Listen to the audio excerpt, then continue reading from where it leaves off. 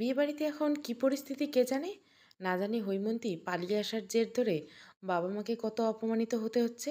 হৈমন্তীর মনের ভিতর খচখচ করছে খুব। একবার ফোন দিয়ে হেমাকে কি জিজ্ঞাসা করবে? হৈমন্তী ব্যাগ থেকে ফোনটা টেনে বের করলো। সিমটা পুনরায় ফোনে ভরে নিল, তারপর দুরু দুরু বুকে কাঁপা কাঁপা হাতে হেমাকে ফোন দিল। হেমা জোর করে বউ সাজানো হচ্ছে।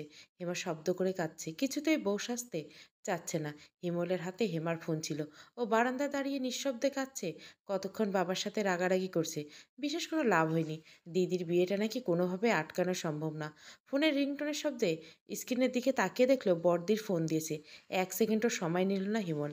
বাম হাতের তালু দিয়ে চোখের জল মুছে ফোনটা রিসিভ করলো। হৈমন্তী নিচু কণ্ঠে বলল, হেমা বলছিস? বড়দি, আমি হিমেল।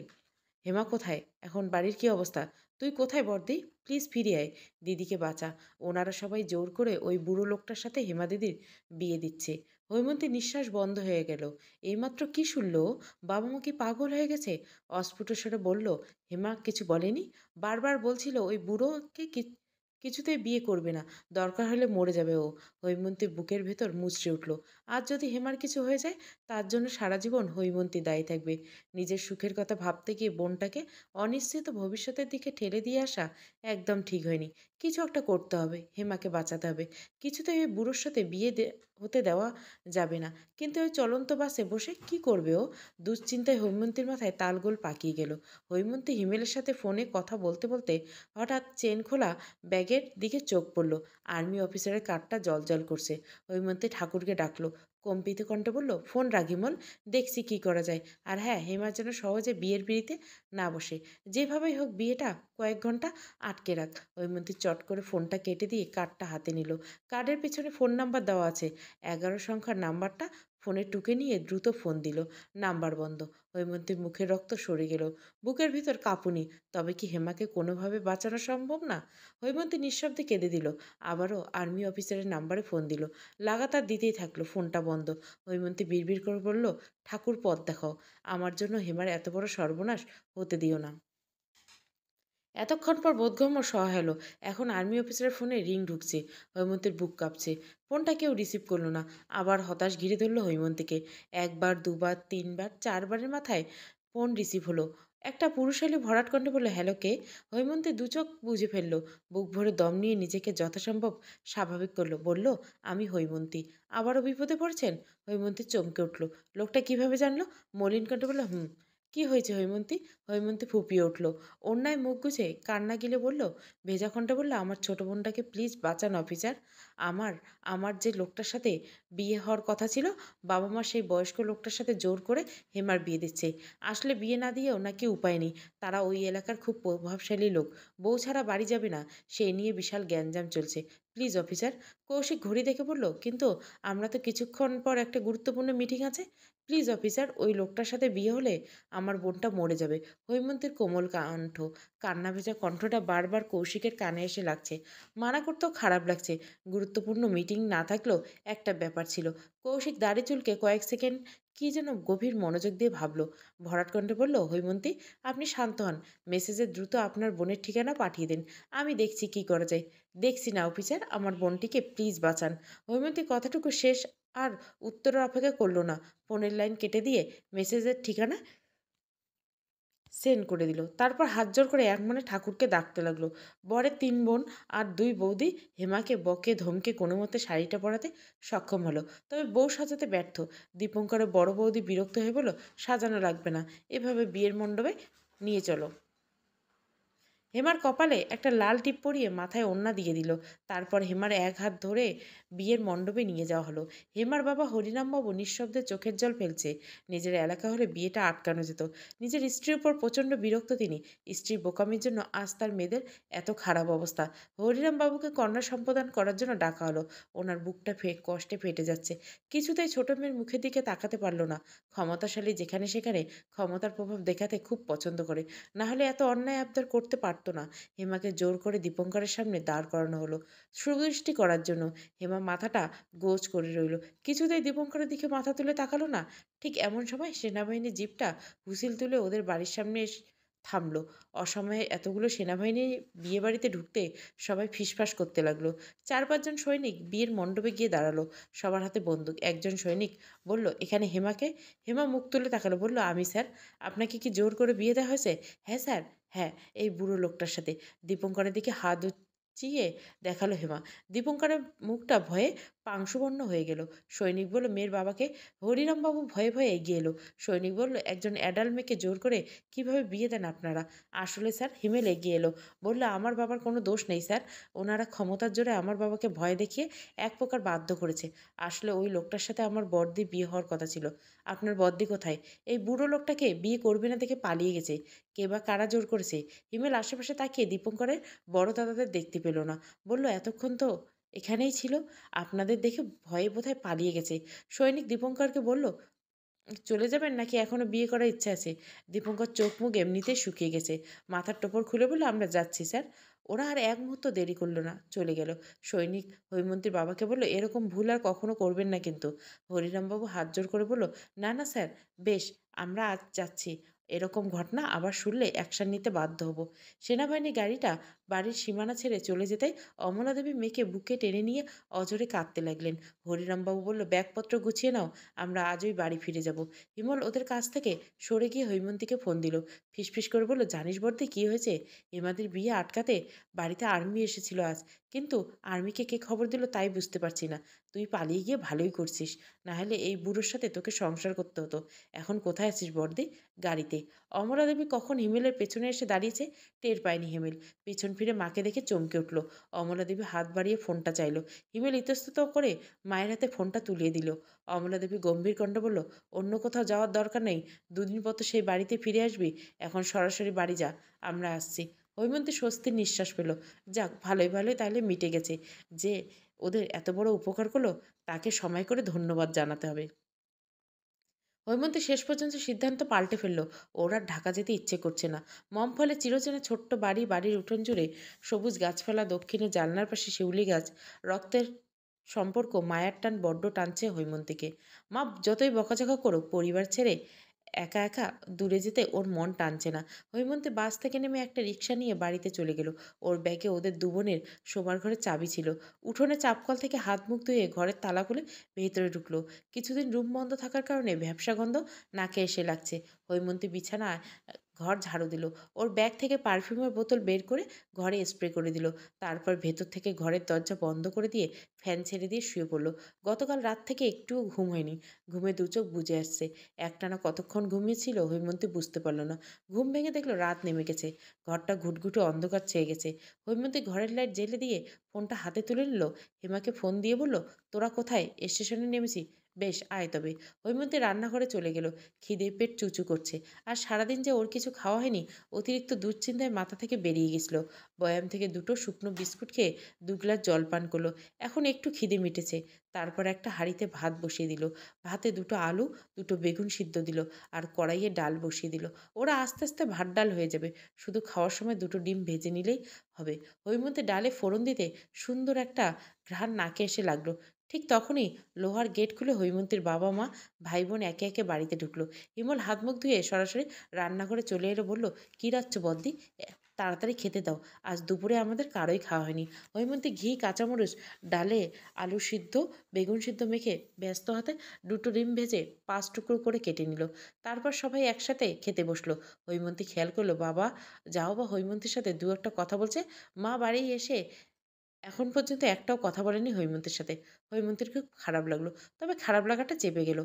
কারো সামনে প্রকাশ করল না। হরিরামবাবু শুতে যাওয়ার আগে হৈমন্তীকে শুধু বলল, "আগামীকাল সকাল ১০টায় দিকে তোকে নিয়ে একটা জায়গায় যাব। রেডি থাকিস।" "আচ্ছা বাবা।" বাবা কোথায় নিয়ে যাবে হৈমন্তীকে ভেবে কোনো কুল কিনারা পেল না হৈমন্তী। হেমা চোখ বন্ধ করে শুয়েছিল। হৈমন্তী ডেকে বলল, "তুই কিছু জানিস হেমা?" হেমা চোখ তুলে তাকালো। বলল, "কিসের কথা বলছে? বাবা কোথায় নিয়ে যেতে পারে?" "আমি জানি না বদ্দি। এত না ভেবে ঘুমাতো। সকাল হলে জানতে পারবি।" হঠাৎ করে আর্মি অফিসারের কথা মনে পড়ল। মানুষটা এত বড় উপকার করলো, এখনো ধন্যবাদটুকু জানানো হয়নি। হৈমন্তী ফোনটা হাতে তুলে নিল। রাত ১০টা বাজে। এখন কি ফোন দেওয়া ঠিক হবে? এত রাতে ফোন দিলে উনি কি বেহায়া ভাববে হৈমন্তীকে? হৈমন্তী উঠে বসলো। জড়তা নিয়ে ফোন দিল। ফোন রিং হচ্ছে, তবে রিসিভ হলো না। আবারও ফোন দিল হৈমন্তী। ফোনটা কেটে যাওয়ার 1 সেকেন্ড আগে ফোন রিসিভ হলো। একটা পুরুষালী ঘুম ঘুম কণ্ঠে বলল, হ্যালো কে? হৈমন্তী ইতস্তত করে বলল, আমি হৈমন্তী। কৌশিক ফোনটা চোখের সামনে মেলে ধরল। ফোনের স্ক্রিনে অপরিচিত নাম্বারটা জ্বলজ্বল করছে। কৌশিকের ঠোঁটের কোণে একটুখানি হাসি খেলে গেল কি। কৌশিক ভরার কণ্ঠে বলল, আবার কি বিপদে পড়েছেন মিস হৈমন্তী? না না, আসলে আমি আপনাকে ধন্যবাদ দেওয়ার জন্য ফোন দিয়েছিলাম। হয়ে গেছে? হৈমন্তী বোকা বেনে গেল। বলল, কি হয়ে গেছে? আমাকে ধন্যবাদ দেওয়া? হৈমন্তী আপন মনে বিড়বিড় করে বলল, মানুষ এত কাঠখোট্টা কেন? মুখে বলল, আপনি দেবদূতের মতো আমাদের দুবোনকে বাঁচিয়েছেন। আপনাকে কি বলে যে ধন্যবাদ দেই? It's my duty miss Haimanti. Miss Haimanti, কিছু মনে না করলে একটা কথা জিজ্ঞাসা করি? হৈমন্তী একটু অবাক হলো বই কি। অস্ফুট স্বরে বলে, জি বলুন। আপনি এখন কোথায়? হৈমন্তী এক পলক হেমার দিকে তাকালো। হেমা অদ্ভুত দৃষ্টিতে হৈমন্তীর মুখের দিকে তাকিয়েছে। হৈমন্তী নিচু কণ্ঠে বলল, বাড়িতে। গুড। আসলে মাথা গরম করে কোনো সিদ্ধান্ত নেওয়া ঠিক না। আপনার বাড়ির লোক কি কিছু বলেছে? না। বেশ। কখনো কোনো বিপদে পড়লে আমাকে জানাবেন। এখন রাখি। আচ্ছা। কৌশিক ফোন কেটে দিল। হেমা বলল, লোকটা কি বর্দি? Army officer. হেমা অবাক বিস্ময়ে গালে হাত রেখে বলল, তোর সাথে পরিচয় হলো কিভাবে? হৈমন্তী হেমার পাশে বসে একে একে সব ঘটনা হেমাকে খুলে বলল। বদ্দির মুখে এত বড় বিপদের কথা শুনে ভয়ে গা কাঁপছে। চোখের পাতা ভিজে উঠল। এক হাতে হৈমন্তীকে জড়িয়ে ধরল। সকাল হয়ে গেছে। মায়ের হাতে হাতে অনেক কাজ এগিয়ে দিল দুই বোন। গত রাতে বড় মেয়ের সাথে কথা না বলে আজ আর মুখ ফিরিয়ে রাখতে পারল না অমলা দেবী। হৈমন্তীর সাথে নিজের থেকে স্বাভাবিক কণ্ঠে অনেক কথা বলল। বাবা বেলা 10টার দিকে হৈমন্তীকে নিয়ে বের হলো। রিক্সাটা সোনালী ব্যাংকের সামনে থামতে হৈমন্তী অবাক হয়ে বলল, এখানে কেন বাবা? মানুষ ব্যাংকে কেন আসে? টাকা তুলতে। কথাটা বলে বাবার এক হাত চেপে ধরল হৈমন্তী। বলল, টাকা দিয়ে কি করবে বাবা? তোর চাকরিটা যেন হয়ে যায় সেই ব্যবস্থা করব। হৈমন্তীর খুব খুশি লাগছে। অতিরিক্ত খুশিতে চোখ দুটো ছলছল করে উঠল। হঠাৎ মায়ের কথা মনে পড়তে একরাশ হতাশায় ঘিরে ধরল হৈমন্তী। মন খারাপ করে বলে, থাক বাবা, আমার টাকা লাগবে না। মা জানলে রাগ করবে। চলো বাড়ি ফিরে যাই। তোর মা টাকা তুলতে বলেছে? হৈমন্তীর চোখে মুখে অবিশ্বাস। মা? মা সত্যিই বলেছে? এখনো ভাবতে পারছে না হৈমন্তী। ওর কেমন স্বপ্ন স্বপ্ন লাগছে। সঠিক লোকের হাতে টাকাগুলো তুলে দিতেই হৈমন্তীর প্রাইমারি স্কুলের চাকরিটা হয়ে গেল। মোট বেতনের 18,040 টাকা। স্কুল খুব বেশি দূরে না। রিক্সা করে যেতে 10 টাকা ভাড়া লাগবে। আগামী রোববার থেকে জয়েনিং। হৈমন্তী সরকারি চাকরি পাওয়াতে মা খুব খুশি হয়েছে। মেয়েটা চাকরি পাওয়ার আনন্দে সারা পাড়া মিষ্টি বিলি করে এসেছে। বিশেষ করে হৈমন্তীর চাকরির কথা শুনে প্রতিবেশী কাকিমার মুখটা হয়েছিল দেখার মতো। উনি বিশ্বাস করতে পারেনি হৈমন্তী সরকারি চাকরি পেয়েছে। কান ভাঙানি দিয়ে বিয়ে ভাঙা যায়, তবে চাকরি বাতিল করা তো যায় না বোধহয়। না হলে এসব কূটনীতি মহিলারা চাকরি বাতিল করে দেওয়ার বিশেষ অবদান রাখত। হৈমন্তীর সরকারি চাকরি হচ্ছে শুনে আবারও ঘটকের আনাগোনা বেড়ে গেল। তার হাতে নাকি অনেক ভালো ভালো পাত্র এসেছে। সবে চাকরি পেয়েছে হৈমন্তী। ওর এত তাড়াতাড়ি বিয়ে করার ইচ্ছে নেই। ওর চাকরির পাশাপাশি আপাতত পড়াশোনাটা চালিয়ে যাওয়ার ইচ্ছে। প্রথম মাসের বেতন পেয়ে নিজের হাত খরচা বাবদ 8,000 টাকা রেখে বাকি 10,000 টাকা মায়ের হাতে তুলে দিল হৈমন্তী। এই মাস থেকে ক্লাস 4, 5 ছেলেমেয়েদের প্রাইভেট পড়াবে হৈমন্তী। তাহলে বাড়তি কিছু টাকা আসবে। সেই টাকা দিয়ে নিজের নামে একটা ডিপোজিট করে রাখবে হৈমন্তী। একদিন রাতে অদ্ভুত একটা ঘটনা ঘটে গেল। হৈমন্তী স্বপ্নেও ভাবতে পারেনি। রাজীব নিজে থেকে আবার হৈমন্তীর সাথে যোগাযোগ করবে। আননোন নাম্বার দেখে প্রথমে ফোনটা রিসিভ না করলেও হৈমন্তী ফোনটা একাধারে বেজে কেটে যাচ্ছে। হৈমন্তী বিরক্ত হয়ে ফোনটা রিসিভ করলো। হ্যালো, কে বলছেন? কেমন আছো হৈমন্তী? এতগুলো দিন পর মানুষটার কণ্ঠস্বর চিনতে একটু ভুল হলো না হৈমন্তীর। তবে এখন আর নরম হলো না। কড়া কণ্ঠে বলল, তুমি ফোন দিয়েছো কেন? আমার ভুল হয়ে গেছে হৈমন্তী। আমাকে কি কোনোভাবে ক্ষমা করা যায় না? ঠিক কিসের জন্য ক্ষমা করবো বলো তো রাজীব? এভাবে কথা বলছে কেন হৈমন্তী? ফোনটা রাখো। আমার কথা বলতে ইচ্ছে করছে না। তুমি এতটা পাল্টে গেছো? সময় মানুষকে পাল্টে দেয় রাজীব। কোথায় আমি তো একটু পাল্টে যেতে পারিনি হৈমন্তী। আজও তোমার কথা ভেবে আমার বালিশ ভিজে যায়। ইমপ্রেস করতে চাচ্ছ? আমি তোমাকে ভালোবাসি হৈমন্তী। তোমাকে নতুন করে ইমপ্রেস করার কিছু নেই। কি বললে রাজীব? ভালোবাসো? তোমার এখনো সন্দেহ আছে? হ্যাঁ, হ্যাঁ। আশ্চর্য, তুমি এমন করে হাসছো কেন? ফোনটা রাখো রাজীব। এত রাতে জোকস শুনতে ভালো লাগছে না। আমি তোমাকে বিয়ে করতে চাই হৈমন্তী। হৈমন্তী চমকে উঠল। ধাতস্থ হতে কিছুটা সময় নিল। নিজেকে সামলে নিয়ে বলল, কেন এখনো বিয়ে করনি? করেছি, তবে ভালো। আমি শুধু তোমাকেই ভালোবাসি হৈমন্তী। হৈমন্তীর গা গুলিয়ে উঠল। ঘরে বউ রেখেছি? রাজীবের চিন্তাভাবনা এত নিকৃষ্ট। আমার কথা শুনতে পাচ্ছ হৈমন্তী? মায়ের পছন্দ কম বয়সী মেয়েকে বিয়ে করছি। প্রথম ভালোই ছিল। ইদানিং রোজ টোজ মা দিদি সাথে বউয়ের ঝগড়া লাগে। জীবনটা পুরো নরক বানিয়ে দিছে। মা এখন নিজের ভুল বুঝতে পারছে। প্রায় তোমার কথা বলে, আফসোস করে। তুমি যদি বলো আমি ওকে ছেড়ে দিব, তবু আমার শুধু তোমাকেই লাগবে হৈমন্তী। হৈমন্তী আর কথা বলার রুচি হলো না। চট করে ফোনটা কেটে দিয়ে রাজীবের নাম্বারটা ব্লক লিস্টে ফেলে দিল। রাজীবের মতো স্বার্থপর লোভী ছেলেকে এতটা বছর মন উজাড় করে ভালোবেসেছিল ভাবতেই নিজের উপর প্রচণ্ড রাগ হলো হৈমন্তীর। সকালে ঘুম থেকে উঠে দেখলো মা রান্না করছে। হৈমন্তী চাকরি হওয়ার পর থেকে মা আর হৈমন্তীকে খুব একটা বাড়ির কাজকর্ম করতে দেয় না। বিশেষ করে সকালে উঠে রাঁধবে, টিফিন বক্সে ভরে হৈমন্তীর জন্য দুপুরে লাঞ্চ দিয়ে দিবে। সেদিন রান্না সম্পূর্ণ হয় না, সেদিন দুপুরে হিমেল গিয়ে হৈমন্তীর লাঞ্চ স্কুলে পৌঁছে দিয়ে আসে। হৈমন্তী দ্রুত ব্রাশ করে স্নান করে নিল। তারপর একটা থ্রি পিস পরে চুলগুলো শুকিয়ে পরিপাটি করে বেঁধে নিল। মুখে ক্রিম মেখে চোখে সুন্দর করে কাজল টেনে কপালের মাঝখানে একটা ছোট্ট কালো টিপ পরল। তারপর ব্যাগটা এক কাঁধে ঝুলিয়ে মাকে বলে স্কুলের উদ্দেশ্যে বেরিয়ে গেল। স্কুলের গেটের সামনে দেখলো রাজীব একটা চায়ের টঙের দোকানে বসে আছে। হৈমন্তীর চোখ সরিয়ে নিল। অন্যদিকে তাকিয়ে চটজলদি স্কুলে ঢুকে গেল। রাজীব চায়ের শেষ চুমুক দিয়ে হন্তদন্ত পায়ে এলো। পিছু ডেকে বলল, হৈমন্তী একটু দাঁড়াও। হৈমন্তীর খুব অস্বস্তি হচ্ছে, মনে মনে রাগও লাগছে খুব। এত জায়গায় রেখে রাজীব এখানে না এলে হতো না? স্কুলের সামনে দাঁড়িয়ে সিনকেট করলে যদি ছাত্ররা দেখে ফেলে নতুন চাকরি, মান সম্মানের ব্যাপার আছে। অন্তত এখানে কোনো রকম সিনকেট করতে চাচ্ছে না হৈমন্তী। ও নিজেকে যথাসম্ভব সামনে নিল। পেছন ফিরে রাজীবের মুখোমুখি দাঁড়ালো। স্বাভাবিক কণ্ঠে বলল, তোমার সাথে পরে কথা বলবো রাজীব, আমার দেরি হয়ে যাচ্ছে। আমি বেশি সময় নেব না হৈমন্তী, জাস্ট 5 মিনিট। মেজাজ চড়ে গেল হৈমন্তীর। একসময় যে ছেলেটাকে দেখে মুগ্ধ হতো, একটু কথা বলার জন্য মনটা খুব নাজুক হয়ে থাকতো, আজ তাকে দেখে অসহ্য লাগছে। শত চেষ্টা করেও নিজেকে আর শান্ত রাখা যাচ্ছে না। অন্য জায়গা হলে রাজীবকে ইচ্ছে মতো অপমান করা যেত, তবে এখানে তার কিছুই করতে পারবে না হৈমন্তী। রাজীব হৈমন্তী এক হাত ধরতে চাইল, হৈমন্তী চট করে হাত দুটো পেছনে সরিয়ে নিল। রাজীবের মনটা খারাপ হয়ে গেল।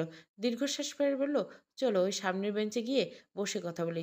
হৈমন্তী ঘড়ি দেখলো, এখনো স্কুলের সময় হয়নি, আরও 10 মিনিট দেরি আছে। তবু রাজীবের সাথে বসে কথা বলতে একটু ইচ্ছে করলো না। রাজীব নাছোড়বান্দা, হৈমন্তীর সাথে কথা না বলে সে এখান থেকে কিছুতেই যাবে না, যেন পণ করে নিয়েছে। হৈমন্তী একটু আড়ালে যেতে যেতে বলল, কি বলবে বলে বিদায় হও। এভাবে কথা বলছে কেন হৈমন্তী? এখন আমাকে কথা বলাও তোমার কাছ থেকে শিখতে হবে নাকি রাজীব? একটু ভালো করে তো কথা বলা যায়। আচ্ছা, অফিস বাদ দিয়ে আমার সাথে দেখা করতে এসেছে তোমার বউ জানে? না জানলে তার নাম্বারটা দাও, আমি নিজ দায়িত্বে বলে দিচ্ছি। হঠাৎ আমার বউয়ের কথা আসছে কেন? আমাকে মেজাজ দেখিও না রাজীব, ভুলে যেও না, আমাদের হতে হতে না হওয়া সম্পর্কটা সেই কবে চুকে বুকে গেছে। আমরা আবার নতুন করে শুরু করব হৈমন্তী। লজ্জা লাগছে না তোমার? না, লজ্জা লাগছে না, কারণ আমি তোমাকে এখনও প্রচণ্ড ভালোবাসি। গা গুলিয়ে উঠল হৈমন্তীর। রাজীব কী করে এত অকপটে মিথ্যে কথাগুলো বলতে পারছে? ওর কি একটু অনুশোচনা হচ্ছে না? সেদিন ভোরে যখন রাজীব হৈমন্তীকে জানিয়ে দিল সে আর হৈমন্তীকে বিয়ে করতে চায় না, তখন হৈমন্তী পাগলের মতো রাজীবকে ফোন দিয়ে মেসেজ করছে, সম্পর্ক টিকিয়ে রাখার জন্য কত পাগলামি করছে। এমনকি রাজীবের বন্ধুদের পর্যন্ত বেহায়ের মতো ফোন করে বলেছে রাজীব যেন ব্লক খুলে দেয়। হৈমন্তী কথা বলতে চায়। একবার অবশ্য ব্লক খুলেছিল রাজীব। হৈমন্তীকে ইচ্ছে মতো বকাঝকা করে ফোন রেখে দিয়েছে। রাজীবের শেষ কথাটা এখনও কানে বাজে হৈমন্তীর। আমি তোমাকে এতদিন ভালো মেয়ে ভাবতাম হৈমন্তী। খারাপ মেয়েদের মতো আমার বন্ধুদের ফোন দিয়ে আর জ্বালিও না, এতে ওরা খুব বিরক্ত হয়। তোমাকে নিয়ে হোটেলে গিয়ে তোমার জ্বালা মেটাতে বলে তুমি নাকি আমাকে ভুলতেই পারছো না, যাবে নাকি একবার?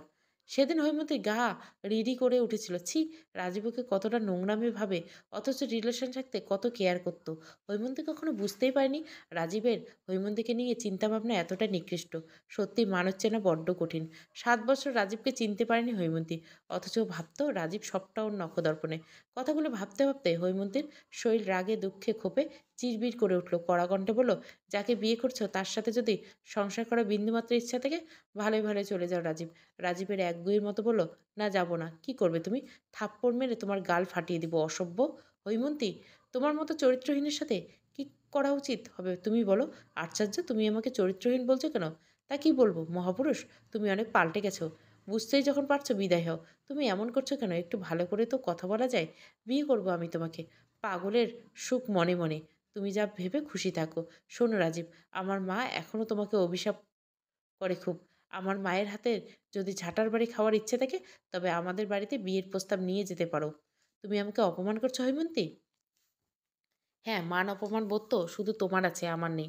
সরি। হৈমন্তী দৃঢ় কণ্ঠে বলল, তোমার জানার কথা রাজীব, আমার ভালোবাসা থেকে আত্মসম্মানবোধ প্রখর। আমি যেখানে একবার অপমানিত হয়ে, অবহেলিত হয়ে, লাঞ্ছিত হয়ে সে আমার যতই প্রিয় হোক না কেন, দ্বিতীয়বার তার কাছে আর কখনো ফিরে যাই না।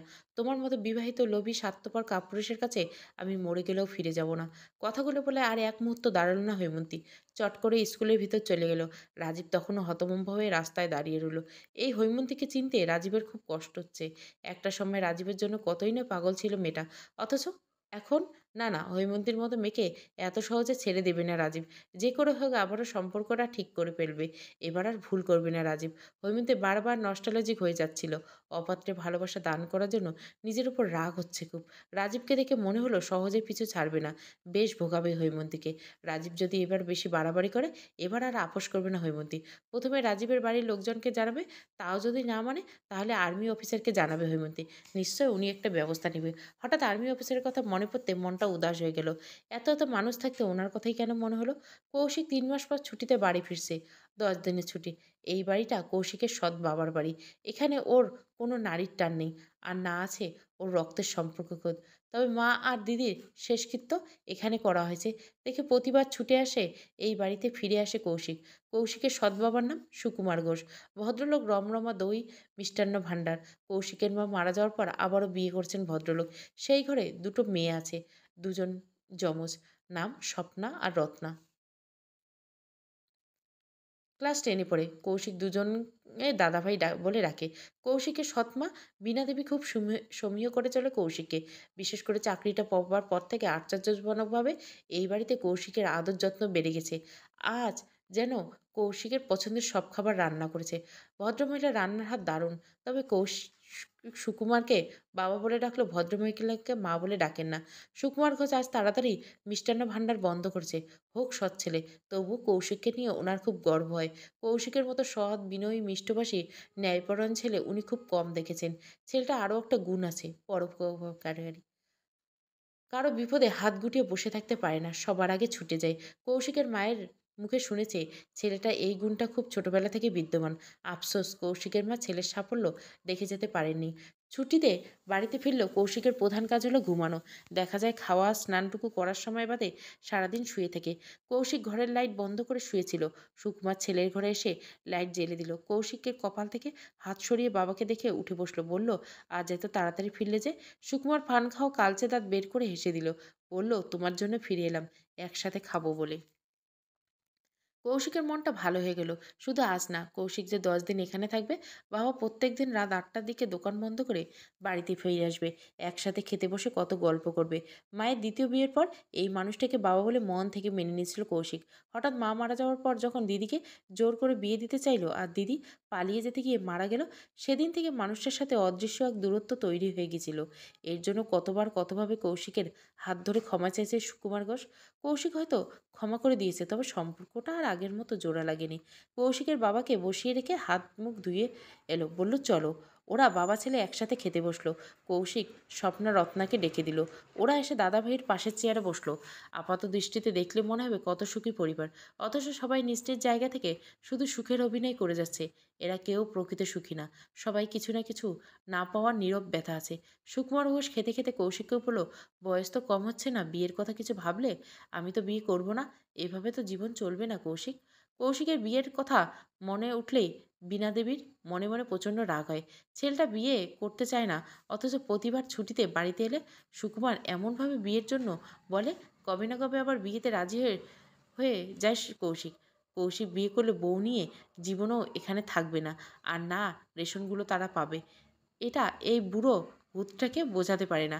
দিন দিন জিনিসপত্রের যে দাম বেড়েছে, ব্যবসায় কোনো উন্নতি নেই। যা আয় হয় তা দিয়ে সংসার চালাতে হিমশিম খেতে হবে।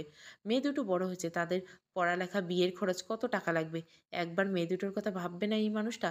সুকুমার ঘোষ তাড়াতাড়ি দিয়ে মাখা ভাতে একটু লেবু চটকে নিল। খেতে খেতে বলল, ঘটকের সাথে কথা হয়েছে, খুব ভালো একটা মেয়ের সন্ধান দিয়েছে। আমার মেয়ে পছন্দ হয়েছে। তুমি ছবি দেখো। মেয়ে পছন্দ হলে একবার সরাসরি গিয়ে মেয়ে দেখে আসবো।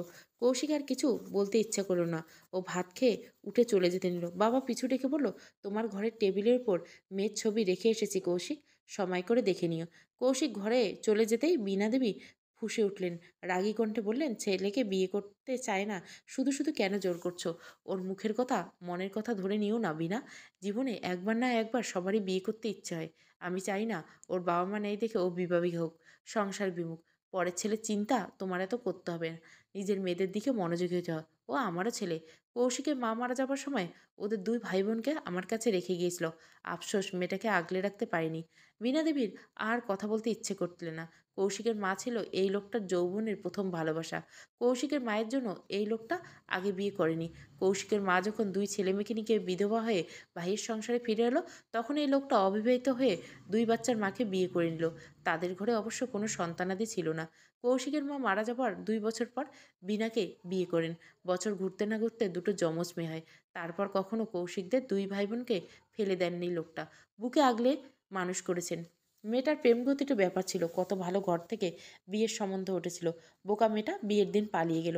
তারপর দিন ফিরে এলো লাশ হয়ে। সেদিন পালিয়ে না গেলে আজ কতই সুখেই না থাকতো মেয়েটা। মেয়েটা মারা যাওয়ার জের ধরে কৌশিকের মনে ভুল বোঝাবুঝি সৃষ্টি হয়েছে। কৌশিক আজ মনে মনে সুকুমারকেই দোষী ভাবে। কৌশিক ঘরে গিয়ে ভেতর থেকে ঘরের দরজা বন্ধ করে দিল। বাড়ি এলে ওকে অন্য এক কৌশিক হয়ে যায়। এই বাড়িতে মায়ের দিদির অনেক স্মৃতি জড়িয়ে আছে। দেখেই কৌশিক এই বাড়ির মায়া ছাড়তে পারে না। কৌশিক ফোনের গ্যালারিতে মা আর দিদির ছবি দেখতে দেখতে হঠাৎ হৈমন্তীর ছবিটা সামনে চলে এলো। ছবিটা দিকে এক দৃষ্টিতে তাকিয়ে রইল কৌশিক। হৈমন্তীকে দেখতে বড় ভালো লাগছে। আচ্ছা, এই ছবিটার কোনো বিশেষতা আছে কি? নেই তো। সন্দেহবশে নেহাত ছবিটি তোলা হয়েছিল। কৌশিক জুম করে ছবিটা খুব ভালো করে দেখলো। হঠাৎ অন্যরকম একটা ফিল হলো কৌশিকের। সেই সাথে অনুভব হলো মেয়েটা দেখতে অসম্ভব সুন্দর। একবার ফোন দিয়ে কি মেয়েটার খোঁজ নেবে? সে কেমন আছে, কি অবস্থা আছে? না না, অচেনা একটা মেয়েকে ফোন দেওয়া কৌশিকের ব্যক্তিত্বের সাথে একদম যায় না। কৌশিক হৈমন্তীকে ফোন দেওয়া ব্যাপারটা মাথা থেকে ঝেড়ে ফেললো। তবে ছবিটার দিক থেকে চোখ সরাতে একটু ইচ্ছে করলো না। দেখতে ভালো লাগছে। কৌশিক আর্মি কাট চুল হাত বুলিয়ে হঠাৎ টেবিল থেকে জলের বোতলটা টেনে নিতে গিয়ে একটা ছবিতে চোখ আটকে গেল। টেবিলেও হৈমন্তীর ছবি রাখা। আশ্চর্য, এই ছবিটা এখানে কি করে এলো? কৌশিক ছবিটা হাতে তুলে নিল। এই ছবিটা অসম্ভব সুন্দর লাগছে হৈমন্তীকে। তার মানে বাবা তখন এই মেয়েটার ছবির কথা বলেছিল। কৌশিকের মিশ্র অনুভূতি হলো। বাবা বোধহয় জানে না এই মেয়েটা সাজু বিয়ের দিন পালিয়েছিল।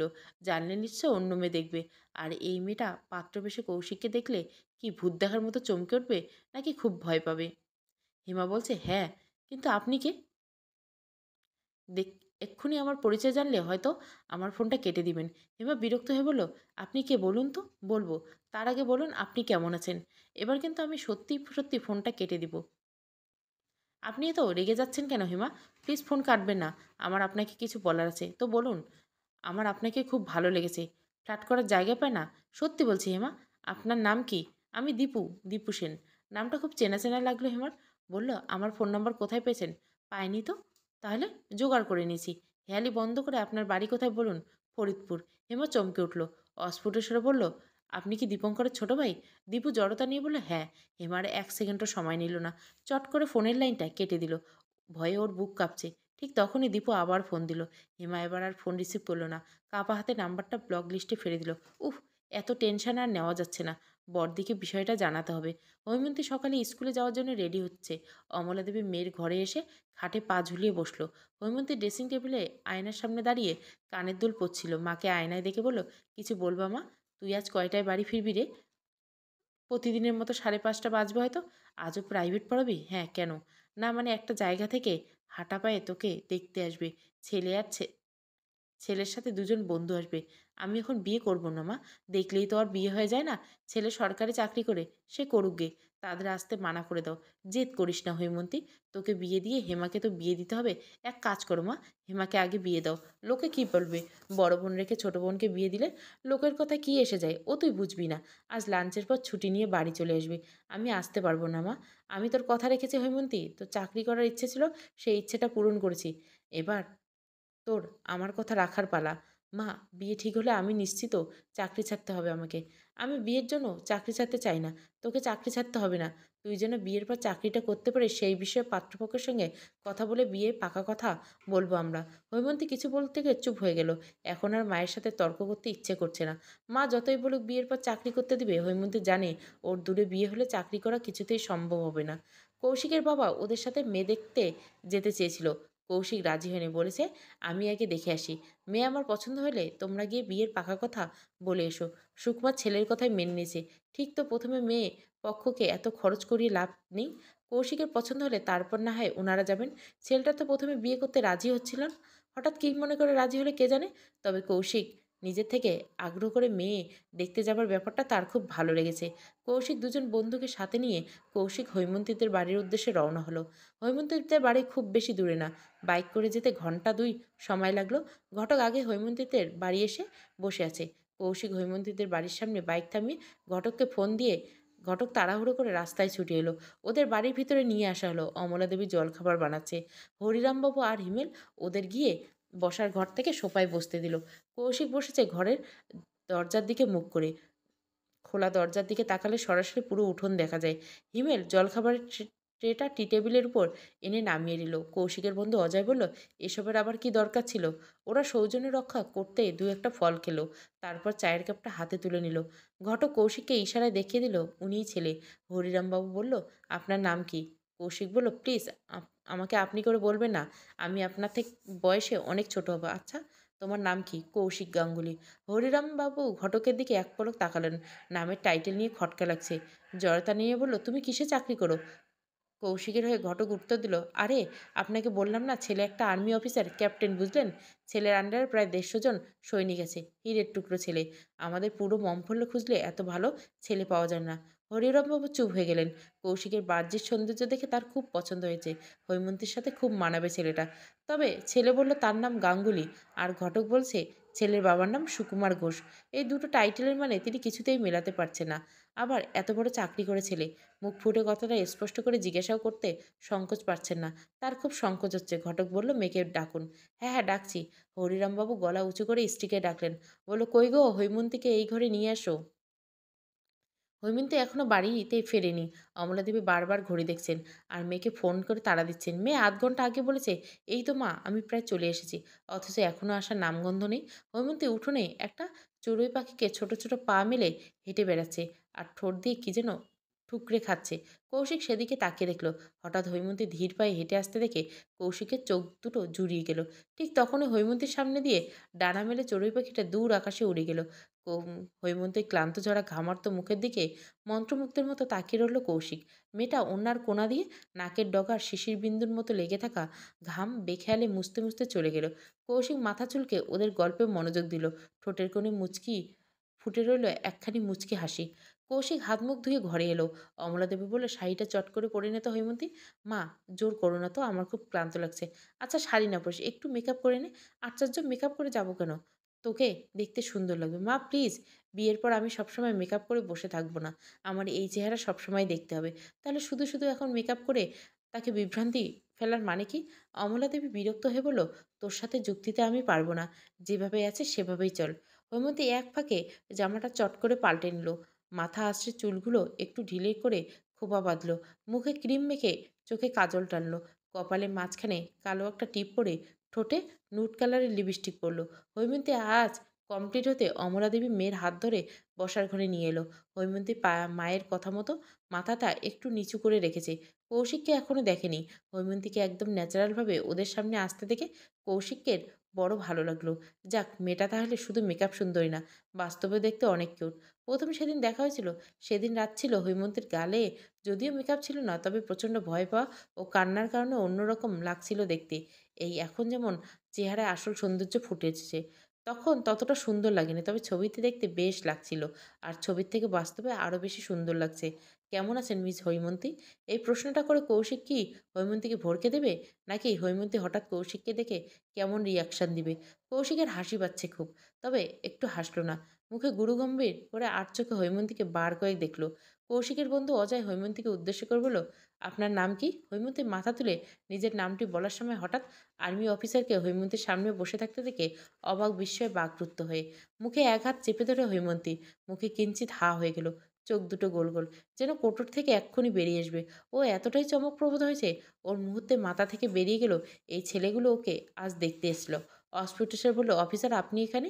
হৈমন্তীর রিয়াকশন দেখে কৌশিকের চোখে মুখে হাসি খুলে গেল, তবে তা প্রকাশ করল না।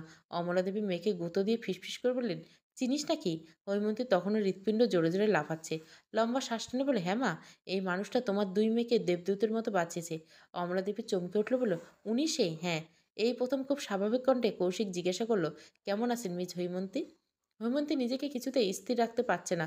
কম্পিত কণ্ঠে বলল, আমি ভালো আছি অফিসার। নতুন চাকরির অভিজ্ঞতা কেমন? দারুণ। বাট আপনি জানলেন কি করে? হৈমন্তীর চোখে মুখে একরাশ কৌতূহল। কৌশিক রহস্য করে বলে, জানতে হয়। তারপর দুজনে চুপ হয়ে গেল। তিনজনের ভেতর কার জন্য মেয়ে দেখতে এসেছে জানে না হৈমন্তী। আর জানার ইচ্ছে নেই। কারণ আর কেউ না জানলে আর্মি অফিসার তো জানে হৈমন্তীর লগ্নভ্রষ্টা। সাজু বিয়ের দিন পালিয়েছে। জেনে বুঝে অফিসার এখানে কিছুতেই সম্বন্ধ করতে দেবে না। ভাবনাগুলো মনে আসতে হৈমন্তীর মনটা খারাপ হয়ে গেল। কৌশিক আটচোখে হৈমন্তীকে বিষণ্ণ মুখের দিকে একটু পরপর তাকাচ্ছে। হৈমন্তী এত গভীর মনোযোগ দিয়ে কি এত ভাবছে? হৈমন্তী পালিয়ে যাওয়ার দিন থেকে কৌশিক হৈমন্তীর প্রতি অন্যরকম টান অনুভব করে। একাকী থাকলে মেয়েটার কথা খুব মনে পড়ে। কারণ কৌশিকের দিদি যে ঠিক এভাবে বিয়ের আসর থেকে পালিয়েছিল, সেদিন সঠিক সময়ে কৌশিক পৌঁছেছিল দেখে হৈমন্তীর প্রাণে বেসেছিল। ইস, দিদিকে যদি কেউ বাঁচাতো, তাহলে কৌশিকের জীবনটা আজ অন্যরকম হলেও হতে পারত।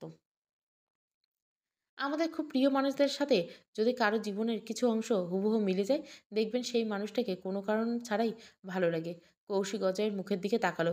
ইশারায় কিছু বলতে অজয় হেসে দিল।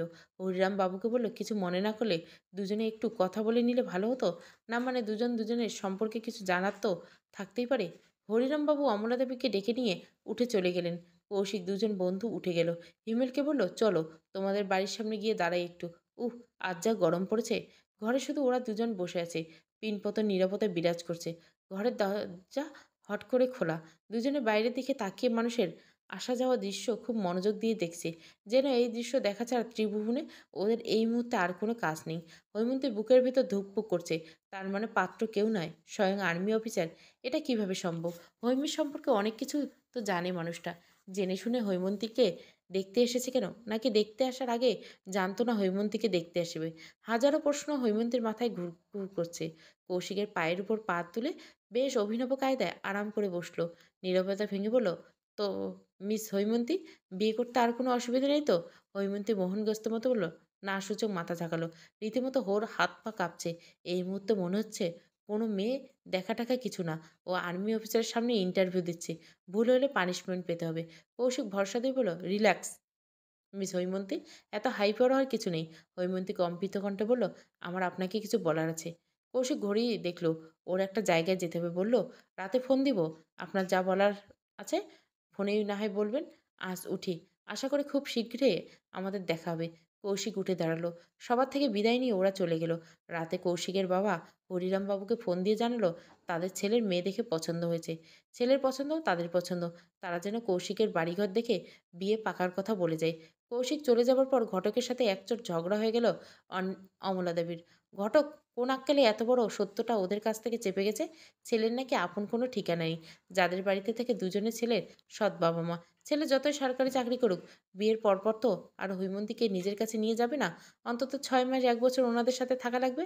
আজকাল আপন শাশুড়ি যে জ্বালায় পুত্রবধূদের, পান থেকে চুন খসলে কথার ফুলঝুরি ছুটে যায়। সেখানে সৎ শাশুড়ি কী ভালো ব্যবহার করবে জীবনেও করবে না। তাছাড়া ছেলে যে চাকরি করে, ঠাকুর না করুক, হঠাৎ দেশ রক্ষা করতে যুদ্ধে গেলে ছেলের যদি জীবন যায়, তখন হৈমন্তী কী হবে? ও কোথায় থাকবে, কী খাবে? তাছাড়া যদি বাচ্চা হয়, তাহলে তো আরও বিপদ। বিয়ে দিতে গেলে আজকাল মেয়ের বাবা মাকে কত কিছু ভাবতে হয়। ঝোঁকের বসে একটা ভুল সিদ্ধান্ত নিয়েছিল, কিন্তু জেনে শুনে এখন কিছুতেই হৈমন্তীকে বিয়ে দেওয়া ঠিক হবে না। এসব নানান বিষয়ে ভাবতে ভাবতে রাতের দিকে ছেলের বাড়ি থেকে ফোন কলটা এসেছিল। তবে হরিরামবাবু সরাসরি নাকচ করে দিতে পারেনি। শুধু তাদের কথা খুব মনোযোগ দিয়ে শুনে ফোন রেখে দিয়েছিল। এই প্রথম কৌশিক নিজ থেকে হৈমন্তীকে ফোন দিল। কৌশিকের নাম্বারটা হৈমন্তীর ফোনে আর্মি অফিসের নামে আগের থেকে সেভ করা ছিল। প্রথমবার রিং হতে ফোনটা রিসিভ করলো হৈমন্তী। কৌশিক বলল, কী অবস্থা? এই তো। তারপর তখন থেকে কি বলতে চাচ্ছিলেন? হৈমন্তী জড়তা নিয়ে বলল, আমার একটা অতীত আছে। কী অতীত হৈমন্তী? হৈমন্তী এক পলক হেমার দিকে তাকালো। হেমা মাথা কাঁথা মুড়ি দিয়ে ফিরে শুলো। হৈমন্তী উঠে জানলার পাশে গিয়ে বসলো। ঝিরিঝিরি বাতাসে হৈমন্তীর চুলগুলো এলোমেলো উঠছে। ধীর কণ্ঠে বলে, একজনের সাথে আমার দীর্ঘদিনের সম্পর্ক ছিল। ভালোবাসা বলতে পারেন। তার জন্য সেদিন বিয়ের আসর ছেড়ে পালিয়ে এসেছেন বুঝি? না। তাহলে? আসলে ও অন্য কাউকে বিয়ে করেছে। আপনি বাধা দেননি? আমার বয়স বেশি। তার মা আমাকে বউ হিসাবে মেনে নেবেন না, এই অজুহাতে ছেড়ে গেছে। আপনি কি এখনো তাকে ভালোবাসেন মিস হৈমন্তী? না। তাহলে আর কি? বাবা ফোন দিয়েছিল জানেন? হ্যাঁ জানি। আপনাকে আমার ব্যাপারে কিছু কথা বলি। যেহেতু আমরা নতুন সম্পর্কে আবদ্ধ হতে যাচ্ছি, আমার মনে হয় কথাগুলো আপনার জানা প্রয়োজন। যাদের আমি বাবা-মা ডাকি, এরা আমার আপন বাবা-মা নয়। খুব ছোটবেলায় বাবা মারা গেছে। মায়ের সাথে আমার বর্তমান বাবার বিয়ে হয়েছিল। মাও আমাদের ২ ভাই-বোনকে রেখে ভগবানের কাছে চলে গেছে। তারপর আমার বর্তমান বাবা দিদির বিয়ে ঠিক করেন। প্রতিবেশীরা খুব বলাবলি করত, বাবা নাকি টাকার লোভে মাতাল ছেলের সাথে দিদিকে জোর করে বিয়ে দিচ্ছে। এদিকে আমার দিদি বেকার ছেলের প্রেমে পড়েছিল। সেই ছেলের সাথে বিয়ের দিন পালিয়ে গেল। ভাগ্য আমার দিদির সহায় ছিল না। তাই হয়তো কিছু মানুষরূপী হায়নাদের খপ্পরে পড়ে। পরদিন লাশ হয়ে ফিরে এলো দিদি। এখানে আমার রক্তের সম্পর্কে কেউ নেই। তবে আমার বর্তমান বাবা আমাকে খুব স্নেহ করে। মা আর দিদির কত স্মৃতি এই বাড়িতে জড়িয়েছে। তাই ছুটি পেলে এই বাড়িতে চলে আসি। অনেকগুলো দিন পর কৌশিক স্বল্প পরিচিত কারো সাথে মন খুলে কথা বলল। ওর হৈমন্তীর সাথে কথা বলতে খুব ভালো লাগছে। খুব একটা বোরিং ফিল হচ্ছে না। বলল, আপনি কি বিরক্ত বোধ করছেন হৈমন্তী? না, না, ভাবছি প্রত্যেকটা মানুষের জীবনে সুখ দুঃখ না পাওয়ার বেদনা কত কিছুই লুকিয়েছে, তাই না? হ্যাঁ, প্রত্যেক মানুষ আলাদা। মানুষের জীবনবোধের গল্পগুলো আলাদা। হৈমন্তী, বলুন, একটা প্রশ্ন করি? জি। বিয়ের পরেও কি চাকরি করার ইচ্ছে আছে? হৈমন্তী দৃঢ়কণ্ঠে বলল, হ্যাঁ। আমি বাধা দিব না। তবে আমি কোয়ার্টার পেলে কিন্তু আমার সাথে গিয়ে থাকতে হবে। হৈমন্তীর কণ্ঠে স্পষ্ট আবদার। একবার লজ্জা হৈমন্তীর চোখ মুখে আলতো করে ছুঁয়ে দিয়ে গেল। ওরা আরও কিছুক্ষণ কথা বলে ফোন রেখে দিল। কৌশিক যে এত কথা বলতে পারে হৈমন্তীর জানা ছিল না। হৈমন্তী ভেবেছিল কৌশিক কাঠখোট্টা টাইপের। চেহারায় রাগ রাগ একটা ভাব আছে। তবে আজ কথা বলে হৈমন্তীর সমস্ত ধারণা পাল্টে গেল। পরদিন সকালে ঘুম থেকে উঠে দেখলো মা একমনে গজগজ করছে আর রান্না করছে। হৈমন্তী মায়ের পাশে দাঁড়িয়ে বলে, কি হয়েছে? আর বলিস না, এমন সম্বন্ধ কেউ আনে? ছেলের বাবা মা নেই। বাবা মা নেই সেটা মানা যায়, মেনে নেওয়া যায়। কিন্তু ছেলে তো কোনো কিছুই নেই। ছেলে যে বাড়িতে থাকে সেটা নাকি সৎ বাবার বাড়ি। সৎ বাবার ঘরে দুটো মেয়ে আছে। আর আবার দ্বিতীয় স্ত্রী আছে। তাদের রেখে কি ছেলেকে সম্পত্তি লিখে দিবে? জীবনেও দিবে না, হোক সরকারি চাকরি। এমন চালচুলোহীন ছেলের সাথে তোকে কি করে বিয়ে দিব? তাছাড়া যে ছেলে মা দুটো ছেলেমেয়েকে নিয়ে দ্বিতীয় বিয়ে করে ছেলে যে তোকে ফেলে আবার নতুন বিয়ে করবে না তার কি গ্যারান্টি আছে? না, না, ছেলের সাথে তোকে বিয়ে দিব না। তোর বাবা বলছি ঘটককে বলে মানা করে দাও। হ্যাঁ করে দাঁড়িয়ে আছিস কেন? যা স্নান করে যা। আমি তোর জন্য ভাত বেড়ে দিচ্ছি। হৈমন্তীর মনটা ছোট হয়ে গেল। এত সামান্য কারণে কেউ বিয়ে ভেঙে দেয়? হৈমন্তী তো কৌশিকের বিয়ে করতে কোনো সমস্যা নেই। গতরাতে অনেকক্ষণ ফোনে কথা হয়েছিল। ওর খুব ভালো লেগেছে কৌশিকের কথাবার্তা। এত অল্প চেনা জানার জন্য মাকে জোর দিয়ে বলাও যাচ্ছে না। অফিসারকে বিয়ে করতে আমার কোনো সমস্যা নেই মা। আবার সহ্য করাও যাচ্ছে না। আচ্ছা, অফিসারকে রিজেক্ট করে দিলে অফিসার কি খুব কষ্ট পাবে? আর কি হৈমন্তীকে বিপদে পড়লে হেল্প করবে না? হয়তো করবে না। জীবনে হয়তো আর কোনোদিন হৈমন্তীকে ফোন দেবে না। হৈমন্তী এত খারাপ লাগছে কেন? ও বুঝতে পারছে না। এখন যেমন স্নান করতে ইচ্ছে করছে না, খেতে ইচ্ছে করছে না, স্কুলেও যেতে ইচ্ছে করছে না। হাত পা ভেঙে আসছে। হৈমন্তী ধীর পায়ে ঘরে চলে গেল। ওর এখন কিছুই ভালো লাগছে না। খাটের উপরে চুপটি করে বসে রইল। দক্ষিণের জানলার পাশে শিউলি গাছে এক একটা নাম না জানা পাখি এসে বসেছে। বিষণ্ণ দৃষ্টিতে সেই পাখি স্থির। হেমা বলল, কিরে স্কুলে যাবি না? যেতে ইচ্ছে করছে না। কি হয়েছে? কিছু না। কি হয়েছে বড়দি? হেমা হৈমন্তীর পাশে বসে নরম স্বরে পুনরায় জিজ্ঞেস করলো। হৈমন্তী লম্বা শ্বাস টেনে বলল, আমি খুব বোকা তাই না রে? হঠাৎ এই কথা বলছিস কেন? রাজীবকে 7 বছরও চিনতে পারলাম না? এত বাজেভাবে ঠকে শিক্ষা হয় না আমার। এত অল্প সময়ে একজনকে দেখে তার কথা শুনে আমার ভালো লেগেছে। হেমা অবাক হয়ে বলল, কার কথা বলছিস তুই? হৈমন্তী অন্যদিকে তাকিয়ে বলল, অফিসারের কথা বলছি। হেমার মুখে হাসি ফুটে উঠল। বেশ ভালো তো। হৈমন্তী দীর্ঘশ্বাস ফেলে বলল, ভালো আর হলো কোথায়? কেন, আবার কি হয়েছে? মা বিয়েটা ভেঙে দিতে যাচ্ছে। হেমা চমকে উঠল। বলল, কিন্তু কেন? হৈমন্তী সংক্ষেপে ঘটনাটা খুলে বলল। হেমা রাগ হয়ে গেল। এত তুচ্ছ কারণে কেউ বিয়ে ভেঙে দেয়? বলল, তুই চুপ কর। আরে আছিস কেন বড়দি? মাকে মুখ ফুটে বলতে পারিস না তুই অফিসারকে বিয়ে করবি? মা বোধহয় ভুলে গেছে তোরও খুদ আছে। তোর সব কিছু জেনেই তো সে তোকে বিয়ে করতে রাজি হয়ে গেছে। এখন তো মা ভুলেই যাবে মেয়ে চাকরি আছে না, মেয়ে তো আর বাপের ঘাড়ে বসে খাচ্ছে না। অমলা দেবী হেমার শেষ কথাগুলো শুনে পেলেন। ঘরে এসে রাগী কণ্ঠে বলে, কি বললি তুই? হেমা আর দমে গেল না। ঠান্ডা কণ্ঠে বলল, ভুল কিছু বলছি মা? মেয়ের কামাই খাওয়ার লোভে মেয়েকে বিয়ে দিতে চাচ্ছ না, তাই বলতে চাইছিস তুই? হেমা বলল, তাছাড়া আর কি ভাববো? এতদিন তো বড়দিদি বিয়ে দেওয়ার জন্য পাগল হয়ে গেছিলে তোমরা। ওই বুড়ো লোকটার সাথে বড়দিদিকে বিয়ে দিতে দুবার ভাবনি। অথচ এখন যখন এত ভালো ঘর থেকে বড়দির সম্বন্ধ এসেছে তোমাদের এখন আর ছেলে পছন্দ হচ্ছে না। আচ্ছা তুমিই বলো, এত বড় অফিসার বড়দিকে কি বিয়ে করে ওই বাড়িতে ফেলে রাখবে? আরে আর্মি অফিসাররা কোয়ার্টার পায় মা। বিয়ের পর যতদিন কোয়ার্টার পাবে না বড়দি না হয় এখানেই থাকবে। তাছাড়া তুমি বোধহয় ভুলে যাচ্ছ মা, ওই মানুষটার জন্য আমরা দুবোন জীবন বেঁচে গেছি।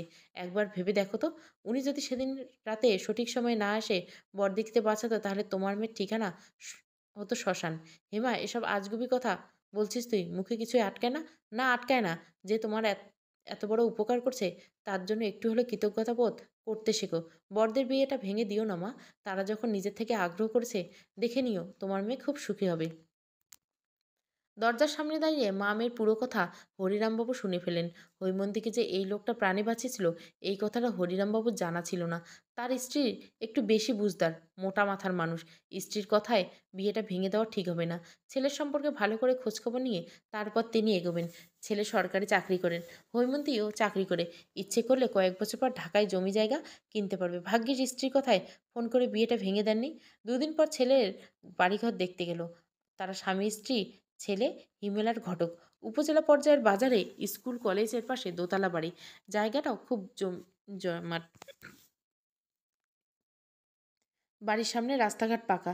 ছেলের সম্পর্কে আশেপাশে খোঁজ খবর নিল, কেউ ছেলেকে খারাপ বলল না। সবাই ছেলের খুব প্রশংসা করলো। এদিকে মেয়েরও মতো আছে, তাই তারা আর দেরি করলো না। বিয়ের দিনক্ষণ পাকা করে ছেলেকে আশীর্বাদ করে রেখে এলো। ছেলে সামনের বার ছুটিতে এলে বেশ ধুমধাম করে ওদের 4 হাত মিলিয়ে দিবে। সব কিছু যে এত ভালো ভালো হয়ে যাবে, এটা ছিল অবিশ্বাস্য। এতে অবশ্য হিমার অবদান আছে। হৈমন্তী এখন স্বপ্ন স্বপ্ন লাগছে। রাতে কৌশিক হৈমন্তীকে ফোন দিল। এই প্রথম ফোনটা রিসিভ করতে হৈমন্তী অন্যরকম অনুভূতি হলো। কৌশিক বলল, কেমন আছেন হৈমন্তী? ভালো আছি। আপনি কেমন আছেন? ভালো। কিছু মনে না করলে আমি আগামীকাল একবার আসবো? হৈমন্তীর বুকের ভিতর ধক করে উঠল। অস্ফুট স্বরে বলল, কোথায়? কৌশিক নিঃশব্দে হাসলো, ফিসফিস করে বলল, আপনার স্কুলের সামনে। হৈমন্তী বুক ভরে নিঃশ্বাস নিল। ওর খুব অস্থির লাগছে। বলল, কেন? কেন আবার দেখা করতে? ও, আপনার কি সমস্যা হবে? না না, আসলে আমার ছুটি শেষ, 2 দিন পর চলে যাব। তাই ভাবলাম জাগার আগে সামনাসামনি একবার দেখা করি। সেদিন তো সময় স্বল্পতার জন্য ভালো করে কথাই বলতে পারলাম না। আচ্ছা, তারপর? হৈমন্তী কণ্ঠে আবেশ বুঝে এলো। ফিসফিস করে বলল, তারপর কি? আমাকে বিয়ে করতে কোনো অসুবিধা হয়েছে? দেখুন, আমাদের বিয়ের দিন আপনি যদি পালিয়ে যান, আমি কিন্তু হেভি লজ্জায় পড়ে যাব। শেষের কথাটা রসিকতা করে বলল কৌশিক। লজ্জা পেল হৈমন্তী। তার গাল দুটো লাজে রাঙা হলো। ঠোঁটের কোণে ফুটিয়ে উঠল একটুখানি মিষ্টি হাসি। উহ, মানুষটা যতটা কাঠখোট্টা ভেবেছিল হৈমন্তী, মানুষটা ততটা কাঠখোট্টা না। বেশ আমোদে আছে, তবে সব বোঝা যায় না। হয়তো সব জায়গায় নিজের আবেগটুকু প্রকাশ করে না। কৌশিক বলল, ভাগ্যকে বিশ্বাস করেন হৈমন্তী? হয়তো করি, আমিও করি। একটা কথা আপনাকে বলা হয়নি, দেখা হলে সামনাসামনি বলবো। আচ্ছা। কৌশিকের হৈমন্তীর সাথে কথা বলতে ভালো লাগছে। সময় কোথা দিয়ে চলে যায় টেরও পাওয়া যায় না। বেশি ভালো লাগার কারণে হৈমন্তীর ভিতরে কোনো লুকোছাপা নেই। হৈমন্তী এ পর্যন্ত কৌশিককে যা যা প্রশ্ন করছে, সব প্রশ্নের সঠিক উত্তর দিয়েছে হৈমন্তী। কারণ ওদের বিয়ে ঠিক হওয়ার অনেক আগে থেকে হৈমন্তীর সম্পর্কে সব কিছু খোঁজ নিয়ে জেনে ফেলেছে কৌশিক। কৌশিক আরও আগের থেকে জানতো রাজীব নামের একটা ছেলের সাথে হৈমন্তীর দীর্ঘ 7 বছরের রিলেশন ছিল। মন্দের ভালো হৈমন্তীর সাথে রাজীবের এত বছরের কোনো ঘনিষ্ঠ কিংবা অবৈধ সম্পর্ক গড়ে ওঠেনি। হৈমন্তীকে ভালো লাগার এক এটা একটা বড় কারণ। স্রোতে গা ভাসিয়ে নিজেকে সহজলভ্য বা সস্তা করে তুলেনি। চুপ কেন হৈমন্তী? হৈমন্তী জড়তা নিয়ে বলল, এমনি। তাহলে আগামীকাল দেখা হচ্ছে? মালিক ভরসা। আচ্ছা, এখন রাখি। আচ্ছা, শুভরাত্রি। শুভরাত্রি মিসেস হৈমন্তী। শেষের কথাটা হৈমন্তীকে চমকে দিতে ইচ্ছে করেই বলল কৌশিক। তারপর ফোনটা কেটে দিল। হৈমন্তীর বুকের ভিতর ধড়পড় করে দিল। মানুষটা কি ভুল করে মিসেস ডাকলো নাকি ইচ্ছে করে? জানে না, কিছুই জানে না হৈমন্তী। তবে ওর খুব ভালো লাগছে নতুন সম্পর্কে জড়িয়ে। একটু একটু ভয়ও লাগছে বই কি। ফোনটা বালিশের তলে রেখে এপাশ ওপাশ করতে আবারও ফোনটা বেজে উঠল। স্ক্রিনে আননোন নাম্বার। কৌশিক ভেবে ঠোঁটের কোণে হাসি ফুটে উঠল। ফোনটা রিসিভ করে হ্যালো বলতে রাজীবের কণ্ঠস্বর ভেসে এলো। কেমন আছো হৈমন্তী? হৈমন্তী রেগে গেল। চাপা কণ্ঠে বলল, তুমি তুমি এত রাতে ফোন দিয়েছো কেন? কেন? আমি বুঝি ফোন দিতে পারি না? না না, পারো না। রাজীব ঠান্ডা কণ্ঠে বলল, পারি হৈমন্তী, আমি অনেক কিছুই পারি। বেশ, তুমি পেরেই বসে থাকো। শুনলাম তোমার নাকি বিয়ে ঠিক হয়েছে? হ্যাঁ। তাতে তোমার কি সমস্যা? তুমি অন্য কাউকে বিয়ে করতে পারো না হৈমন্তী? 100 বার পারি। না, পারো না। তুমি শুধু আমার। ফোন রাখ জানোয়ার। অন্য কাউকে বিয়ে করার সময় এই কথাটা মনে ছিল না? আমার ভুল হয়ে গেছে হৈমন্তী, প্লিজ আমাকে ক্ষমা করে দাও। তুমি তুমি চাইলে আমি ওকে ছেড়ে দিব। রাজীব, অনেক বলে ফেলেছো। এত রাতে এসব প্যাচাল শুনতে আর ভালো লাগছে না। হৈমন্তী, শুনো, আমাদের প্রথম চুমু খাওয়া কিংবা জড়িয়ে ধরার দৃশ্য তোমার মনে আছে নিশ্চয়? সেদিন আমার বন্ধুরা দৃশ্যটা মেমোরি করে ভিডিও করে রেখেছিল। সেই ভিডিও ক্লিপটা কিন্তু এখনও আমার ফোনে আছে। ধরো তোমার হবু বরকে যদি ভিডিওটা দেখাই, তাহলে কেমন হবে? ভয়ে এক শীতল স্রোত হৈমন্তীর শিরদাঁড়া বয়ে নেমে গেল। ভিডিওতে খুব বেশি অন্তরঙ্গ না থাকলে হৈমন্তীকে জড়িয়ে ধরা বা গালে চুমু খাওয়ার দৃশ্য স্পষ্ট বোঝা যাচ্ছে। হঠাৎ ভিডিওটা দেখলে কৌশিক কী ভাববে? নিশ্চয় খারাপ মেয়ে ভাববে হৈমন্তীকে। কৌশিকের আগে অন্য পুরুষ হৈমন্তীকে ছুঁয়েছে, এই তিক্ত সত্যটুকু কৌশিক হজম করতে পারবে তো? কিছু কিছু ভুল মানুষকে সারা জীবন বয়ে বেড়াতে হয়। হৈমন্তীর গাল বেয়ে মুক্তোর দানার মতো টপ টপ করে নোনা জল ঝরে পড়ছে। ভেজা কণ্ঠ বলল, তুমি কি চাও রাজীব? আমি তো খুব বেশি কিছু চাই না হৈমন্তী, শুধু তোমাকে চাই। অসম্ভব। অসম্ভব বলে এই পৃথিবীতে কিছু নাই। রাজীব, তুমি বিবাহিত, এই কথাটা বোধহয় ভুলে যাচ্ছ তুমি। ভুল ছিল, আমি মানছি বিয়ে করাটা ভুল ছিল আমার। এর সহজ সমাধান আমার কাছে আছে কিন্তু হৈমন্তী, ডিভোর্স দিয়ে দেবো। তুমি যা খুশি করো, আমি মরে গেলেও তোমাকে বিয়ে করব না। রাজীব দৃঢ়কণ্ঠে বলল, বিয়ে যদি করো তাহলে আমাকেই করতে হবে, না হলে এই জীবনে বিয়ের কথা ভুলে যাও তুমি। হৈমন্তী চট করে ফোনটা কেটে দিল। ওর দম বন্ধ হয়ে আসছে। তবে কি কৌশিকের সাথে নতুন সম্পর্ক শুরু হওয়ার আগে রাজীবের কুটচালে শেষ হয়ে যাবে, নাকি সামনে চমৎকার কিছু হৈমন্তীর জন্য অপেক্ষা করছে? স্কুল ছুটি হয়ে গেছে। ছাত্রছাত্রীরা ছুটির আনন্দে দল বেঁধে হইচই করতে করতে ব্যস্ত রাস্তার রুম থেকে বের হয়। ক্লাসরুমে ফাঁকা হতে টিচাররা একে অপরকে বাড়ি যাওয়ার উদ্দেশ্যে বেরিয়ে যাচ্ছে। হৈমন্তী লাইব্রেরিতে চুপটি করে বসে আছে। আর সারা ৩ দিন এক প্রকার ছটপটে কাটিয়েছে হৈমন্তী। এখন গেটের বাইরে গেলে আর অফিসারের মুখোমুখি হতে হবে। মানুষটা নিশ্চয়ই টঙের দোকানে বসে হৈমন্তীর জন্য অপেক্ষা করছে। মিনিট ১০ আগে ফোনে কথা হয়েছে, বলেছে আপনার স্কুলে খুব কাছাকাছি চলে এসেছি। হৈমন্তীর আর অফিসারের চোখে চোখ মেলানোর সাহস নেই। তিনি বিচক্ষণ মানুষ। হৈমন্তী কথা বলার সময় সংকোচ কিংবা জড়তা দেখলে হৈমন্তীর মনে কী চলছে ঠিক বুঝে যাবে তিনি। যখন প্রশ্ন করবে কি হয়েছে হৈমন্তী, তখন কি জবাব দিবে হৈমন্তী? হবু বউয়ের মুখে তার এক্স বয়ফ্রেন্ডের অন্তরঙ্গ বর্ণনা শুনতে নিশ্চয় ভালো লাগবে না অফিসারের। হয়তো হৈমন্তীকে খারাপ মেয়ে ভাবতে পারে। রাজীবটা দিন দিন গলার কাটার মতো বিঁধে যাচ্ছে। না যাচ্ছে তুলে ফেলা, না যাচ্ছে গেলে ফেলা। কি হলো, বাসায় যাবে না মিস? আতিউর স্যারের কণ্ঠ শুনে ধ্যান ভাঙল হৈমন্তীর। উঠে দাঁড়িয়ে স্মিত হেসে বলল, যাবো। হৈমন্তী ব্যাগটা কাঁধে তুলে ধীর পায়ে স্কুল থেকে বের হলো। মনটা খুব নাজুক হয়ে আছে। একটু স্বাভাবিক হয়ে অফিসারের সাথে ২ দিন পর দেখা হলে বরং ভালো হতো। দেখা করার কথা শুনে যতটা উচ্ছ্বাস কাজ করছিল, এখন ততটা ভয় জমে গেছে। বুকের ভেতর দুরু দুরু করছে। কৌশিক সত্যি সত্যি টঙের দোকানে বসে চা পান করছিল। হৈমন্তীকে দেখে ঠোঁটের কোণে হাসি খেলে গেল। হাত নেড়ে নিজের উপস্থিতি জানান দিল। হৈমন্তীর সৌজন্য রক্ষা করতে একটু মেকি হাসি টানল। কৌশিক চায়ের বিল মিটিয়ে হৈমন্তীর সামনে এসে দাঁড়ালো। ঘড়ির দিকে তাকিয়ে দেখলো অলরেডি ৭ মিনিট লেট। হৈমন্তী মাথা নিচু বলল, সরি। আরে সমস্যা নেই, চলুন কোথাও গিয়ে বসি। ওরা দুজন একটা ক্যাফেতে গিয়ে কর্নার টেবিলে বসলো। কৌশিক বলল, কি খাবেন? কিছু না। হৈমন্তী হৈমন্তী চোখ তুলে তাকা হলো। কৌশিকের বিচক্ষণ চোখের দিকে খুব বেশি সময় তাকিয়ে থাকতে পারল না। চোখ নামিয়ে নিল। কৌশিক তখনও হৈমন্তীর মুখের দিকে একদৃষ্টিতে তাকিয়েছে।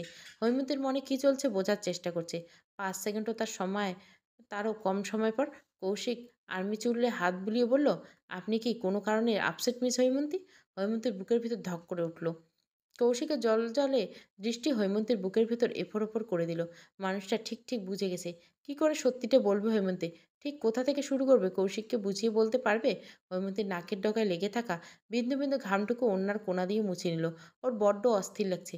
কৌশিককে এতটা কাছে পেয়েও ভালো লাগা পুরোপুরি গ্রাস করতে পারছে না হৈমন্তীকে। কৌশিক বলল, হৈমন্তী, কি হয়েছে আপনার? আপনি কি আমার সাথে মিট করে কমফোর্টেবল ফিল করছেন না? আমি কি তবে চলে যাব? না, না, আপনি ভুল ভাবছেন। কি হয়েছে আমাকে বলা যায়? হৈমন্তী নিচু করে বলল, আসলে আমার প্রাক্তন।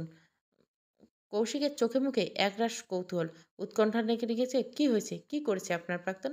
না, কিছু করেনি। তবে? তবে কি? হৈমন্তী খুব অসহায় বোধ করছে। এই ব্যাপারে ওর অফিসের সাথে কথা বলতে একটু ভালো লাগছে না। না বলে উপায় নেই। কৌশিক হৈমন্তীর চোখের দিকে তাকিয়ে বলল, আপনি মেবি কোনো কিছু নিয়ে খুব ভয়ে আছেন মিস হৈমন্তী। আমি যদি খুব ভুল না হয়, ভয়ের কারণ আপনার প্রাক্তন। হৈমন্তী চমকে উঠল। সারা শরীর কাঁটা দিয়ে উঠল। গা শিরশির করে উঠল। ওর খুব অস্বস্তি লাগছে। এত সেনসিটিভ একটা বিষয়ে চট করে আলোচনা করা যায় না। আলোচনা করতে হয় রয়েস হয়ে। মেয়ে হয়ে জন্ম নেওয়াটাই মনে হয় পাপ হলো। টিনেজ বয়সে কিছু ভুল হৈমন্তী পুরো জীবনটা উম বর্তমানটা নষ্ট না করে দেয়। রাজীবটা খুব ডেসপারেট হয়ে যোগের মতো হৈমন্তীর পিছনে লেগে আছে। অফিসার রাজীবের ব্যাপারে বললে অফিসার অবশ্যই কিছু না কিছু একটা করবে। তবে বিয়েটা ভেঙে দেওয়ার প্রবল সম্ভাবনা আছে। জেনে শুনে কেই বা এমন মেয়েকে বিয়ে করতে চায়? হৈমন্তীর খুব ক্লান্ত লাগছে। এই প্রথম অফিসারকে নিজের থেকে হৈমন্তীর এক হাত আলতো করে চেপে ধরল। হঠাৎ বিদ্যুতের শক খেলো পুরো শরীর যেন ঝাঁকুনি দিয়ে। হৈমন্তীর ঠিক এমন অনুভূতি হলো। ওর পায়ের নিচে শিরশির করছে। শরীর দ্রুত গতিতে রক্ত সঞ্চালন করছে বোধহয়। হঠাৎ গা এত গরম হয়ে উঠল কেন? রাজীব সহস্রবার হৈমন্তীর হাত ধরছে। এত তীব্র অনুভূতি কখনো হয়নি। অফিসার হৈমন্তীর হাতটা ওইভাবে ধরে রাখলো। গাঢ় কণ্ঠে বলল, আমি অতীত নিয়ে ঘাটাঘাটি করতে একটু পছন্দ করি না মিস হৈমন্তী। আমার কাছে বর্তমানটাই মুখ্য। তবে অতীতের জের ধরে আপনার বর্তমান কিংবা ভবিষ্যতে কোনো অশুভ শক্তি কখনো আপনার আশেপাশে আসতে দিব না। প্রমিস। হৈমন্তী স্বস্তির নিঃশ্বাস ফেলল। ওর সমস্ত মন খারাপ ভাব কর্পূরের মতো উগড়ে গেল। এই মানুষটা আরও আগে কেন এলো না হৈমন্তীর জীবনে? যাকে কোনো ঘটনা ব্যাখ্যা করতে হয় না। চোখ মুখ দেখে মন খারাপের কারণটা ঠিক ঠিক ধরে ফেলতে পারে এবং স্বস্তির আশ্বাস দিতে পারে। হৈমন্তীর মন জানে রাজীব যতই কুটচাল চালক, কখনো হৈমন্তীকে ভুল বুঝবে না অফিসের। এই মানুষটাকে চোখ বুজে ভরসা করা যায়।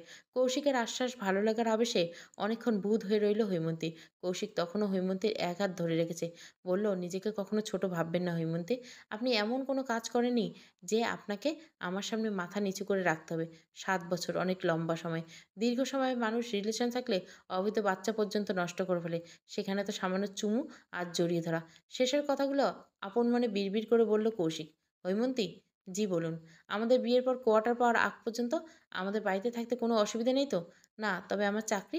আপনি চাকরি করবেন, যদিও 3 বছরের আগে ট্রান্সফার হওয়ার সম্ভাবনা নেই। সেক্ষেত্রে 3 বছর তো আপনাকে আমার বাড়িতে থাকতে হবে। তাছাড়া আরও আগে যেন আপনার চাকরি ট্রান্সফার করাতে পারি, সর্বোচ্চ চেষ্টা করব আমি। হৈমন্তী মনটা আনন্দে ভরে উঠল। এরকম দায়িত্বশীল পুরুষ প্রত্যেকটা নারীর স্বপ্ন। কৌশিক কফি অর্ডার দিল। এই ক্যাফেতে কফিটা খেতে দারুণ হয়েছে। কফির উপরে দুধের ঘন স্বর ভেসে আসলো। চুমুকে চুমুকে স্বরটুকু জিভায় গিয়ে লাগে। খেতে খেতে এত টেস্ট লাগে। কফি এর একটা সিক্রেট হলো, ওনার চিনির বদলে কফিতে মধু মিশিয়ে পরিবেশন করে। কড়া মিষ্টিটা একদম মুখে গিয়ে লাগে। কফির দামটা তুলনামূলক বেশি হলেও স্বাদটা অনেকদিন মুখে লেগে থাকার মতো। ওরা দুজনে আরও কিছুক্ষণ সময় ক্যাফেতে বসে থাকলো। একদম পড়ন্ত বিকালে কৌশিক হৈমন্তীকে বাড়ি পৌঁছে দিয়ে চলে গেল। হৈমন্তী বার দুয়েক বসেছিল, বাড়িতে আসুন। কৌশিক রাজি হয়নি। দুষ্টু করে বলছে, বর বেশে আপনাকে নিতে আসবো হৈমন্তী। উত্তরে হৈমন্তী লজ্জা পেয়ে লাজুক হাসলো। 2 দিন পর রাজীব ফোন দিয়ে হৈমন্তীকে বলল, এই হৈমন্তী, তুমি কি কোনো গুন্ডা মুন্ডাকে বিয়ে করছো? কেন, কি হয়েছে? আর বলো না। অফিস থেকে বেরিয়ে দেখি 3 জন লোক দাঁড়িয়ে আছে। আমাকে বলল, আমার সাথে নাকি দরকারি কথা আছে, একটু সাইডে যেতে। আমি বোকার মতো ওনাদের পিছু পিছু গেলাম। কথা নেই বার্তা নেই। একজন ভদ্রলোক একটা চেলাকাঠ দিয়ে আমার পাছায়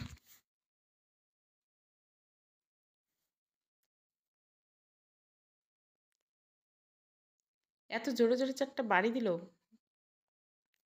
আমার পাছায় এখনো রক্ত জমাট বেঁধে লাল হয়ে আছে। জ্বরে পুরো শরীর পুড়ে যাচ্ছে। আমি হাউমাউ করে আমার অপরাধ কি জানতে চাইলাম। শুধু বললাম, হৈমন্তী নামের আমি কাউকে আবার বিরক্ত করি আর তার অতীত নিয়ে ব্ল্যাকমেল করি। আমাকে নাকি মেরে ঠেরে লাশ গুম করে দিবে। কাকপক্ষিতেও টের পাবে না। এভাবে দিনে দুপুরে কেউ মরণ ভয় দেখায়? ছি হৈমন্তী, তোমাকে আমি ভালো মেয়ে ভেবেছিলাম। শেষে কিনা তুমি একটা গুন্ডাকে বিয়ে করছো। আমাকে বিনা দোষে মায়ের খাইয়েছো না? তোমার কোনোদিন ভালো হবে না। কথাগুলো বলে ফোনের লাইনটা চট করে কেটে দিল রাজীব। এই প্রথম রাজীবের কথা শুনে হৈমন্তী মুখ টিপে হেসে দিল। সত্যিকারের মন ভালো করা হাসি। অফিসারের প্রতি আবার কৃতজ্ঞতার মাথা নুইয়ে গেল। হেমা কলেজ থেকে ফেরার পথে খেয়াল করলো একটা ছেলে অনেকক্ষণ যাবৎ হেমাকে ফলো করছে। ছেলেটা হেমার খানিকটা দূরে দূরে হাঁটছে। আজকাল চোর ছিনতাইকারীর অভাব নেই। হেমা ব্যাগটা মুঠো করে চেপে ধরে একটা লোকাল বাসে উঠে পড়ল। দীপু আর দেরি করলো না। হেমার পিছু পিছু চট করে বাসে উঠে পড়ল। ভাগ্যিস দীপু সহায় ছিল, না হলে হেমার পাশে সিট খালি থাকবে কেন? দীপু আস্তে করে হেমার পাশে বসলো। হেমা জানলার দিকে মুখ করে তাকিয়েছিল। হঠাৎ দীপুকে দেখে নিশ্চয় চমকে যাবে হেনা। মেয়ে মানুষ তো, বিশ্বাস নেই, চিৎকার দিতে পারে। পৃথিবীর সবচেয়ে তুচ্ছ জিনিস দেখে মেয়ে মানুষ ভয় পায়, যেমন যোগ, টিকটিকি, তেলাপোকা। যোগ দেখে ভয় পাওয়া একটা যৌক্তিক কারণ আছে। তবে টিকটিকি বা তেলাপোকা দেখে ভয় পাওয়ার কী আছে? ওরা তো আর কামড় দেয় না। কথাগুলো ভেবে দীপুর চোখে মুখে হাসি খেলে গেল। আস্তে করে বলল, কেমন আছেন হেমা?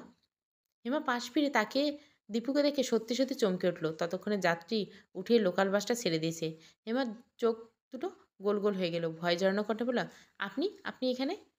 পছন্দের মানুষের চোখে মুখে নিজের জন্য ভয় দেখতে একটুও ভালো লাগলো না দীপুর। উদাস হয়ে বলল, এটা কি আমার প্রশ্নের উত্তর? হেমার ভয় বাড়ল।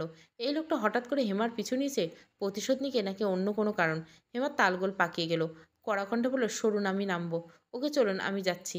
আমি কিন্তু এখন চিৎকার করবো। দীপু বলল, আজব, আপনি চিৎকার করবেন কেন? আমি কি তেলাপোকা না টিকটিকি?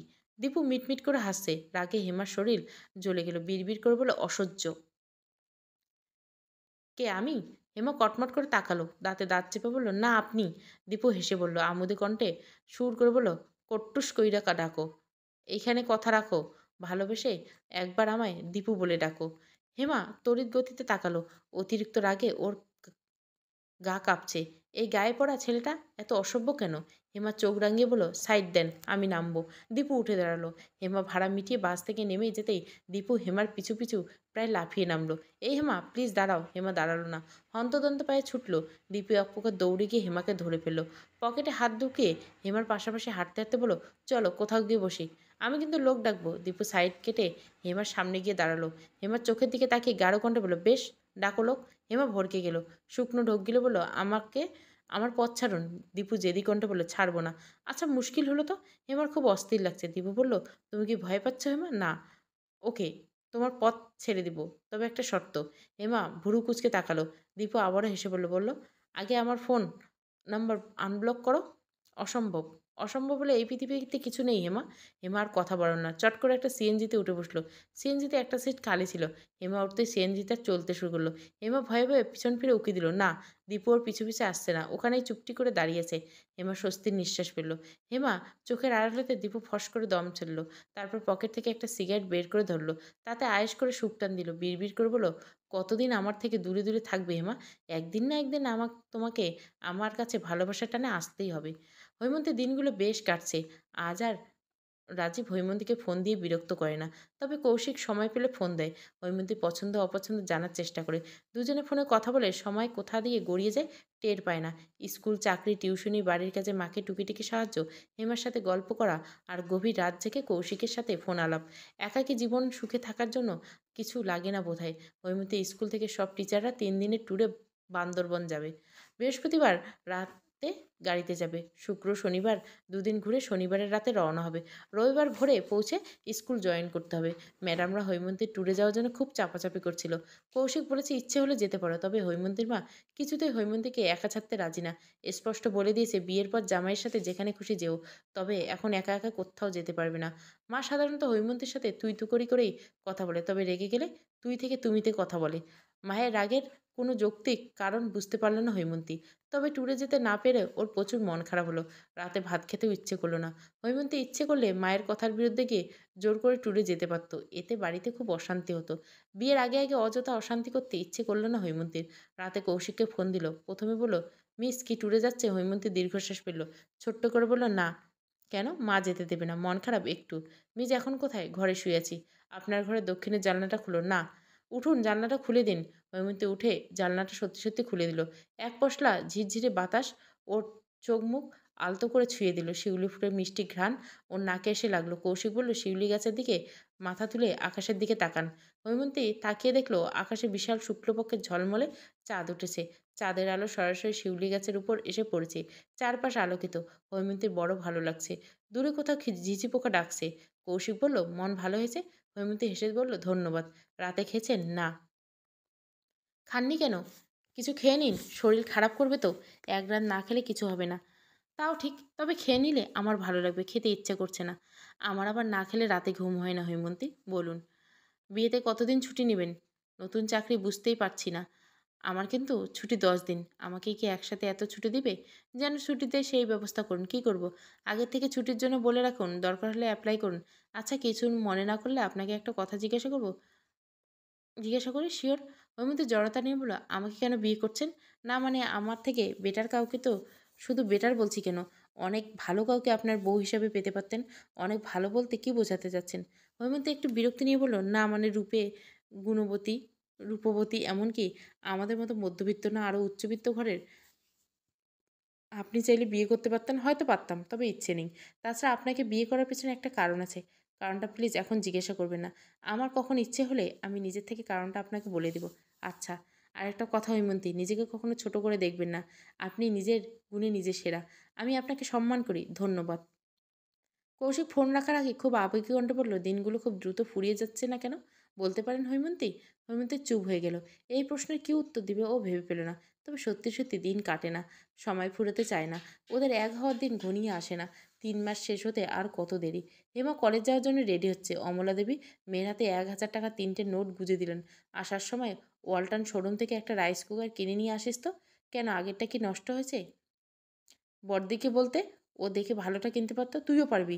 তাছাড়া ছোট দিনের বেলা। হৈমন্তী স্কুল শেষ করে টিউশনি করিয়ে বাড়ি ফিরতে সন্ধ্যা লেগে যায়। ও কখন শোরুমে যাবে রাইস কুকার কিনতে? গ্যাসের যে দাম, গ্যাসে ভাত রান্না করলে গ্যাস তাড়াতাড়ি ফুরিয়ে যায়। এই নিয়ে তোর বাবার সাথে আমার ঝগড়া লেগে যায়। আমি নাকি গ্যাস অপচয় করি। দুবেলা 3-4 বার পদে রান্না করলে গ্যাস ফুরোবে না তুই বল? আচ্ছা আচ্ছা, এনে দিব। টাকাটা হৈমন্তী রাইস কুকার কেনার জন্য দিল। মেয়েটার সব দিকে নজর।